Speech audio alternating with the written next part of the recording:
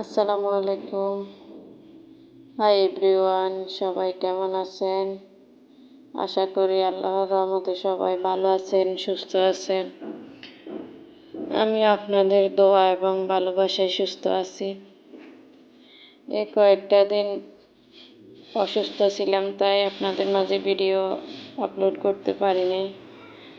তাই এখন আপনাদের দোয়ায় মোটামুটি আলহামদুলিল্লাহ অনেকটাই ভালো আছি। তো আজকে আপনাদের জন্য আরেকটা নতুন ব্লগ ভিডিও নিয়ে চলে আসলাম। আশা করি ভালো লাগবে। ভালো লাগলে সবাই আমার পাশে থাকবেন এবং আমার চ্যানেলটাকে সাবস্ক্রাইব করে দেবেন। গত বছরের মতো এবারও আমাদের সবার মনে একটা আতঙ্ক কাজ করতেছে।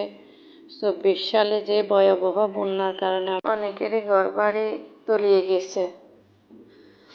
তো এখন এবারও ২৫ সালে মনের ভিতরে আতঙ্কটা অনেক কাজ করতেছে যে এবারও যদি সবার ঘরবাড়ি ডুবে যায়, তলিয়ে যায়, তাহলে ১ বছর আগের ধাক্কাটা আবার সামলিয়ে এখনও আমরা কেউ উঠতে পারি নাই। এর মধ্যে আবার যদি বন্যা আসে তাহলে আমরা কি করব? এটা আমাদের অর্থনৈতিক দিক দিয়েও সমস্যা করতেছে এবং শারীরিক মানসিক সব দিক দিয়ে সমস্যা হচ্ছে। তো এটা নিয়ে খুব চিন্তায় আছি, টেনশনে আছি।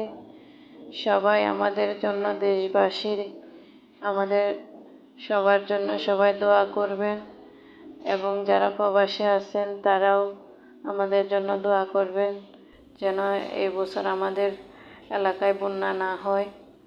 আমাদের বাংলাদেশের মানুষ সবাই যেন সুরক্ষিত থাকে, এটাই আশা করছি।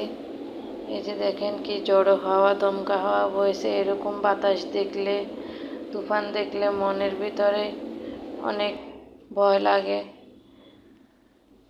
তো এরপর তো চিন্তা টেনশন করলে তো আর হবে না, খাওয়া দাওয়া করা লাগবে, বাচ্চারা আছে ওদেরকেও খাওয়াইতে হবে। তো এদিকে আমি রান্নার জন্য চলে আসলাম। তো আজকে রান্না করব হচ্ছে মাছ, আর মাছের ডিম ভাজি করব। মাছগুলা ছোট ছোট করে কেটে নিয়েছি, কেটে নিয়ে এগুলা চচ্চড়ি করব।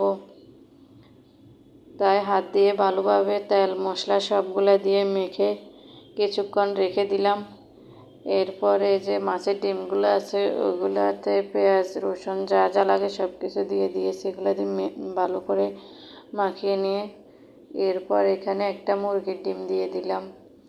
তো এভাবে মাছের ডিমের সাথে মুরগির ডিম দিয়ে ভাজা করলে খেতে অনেক ভালো লাগে।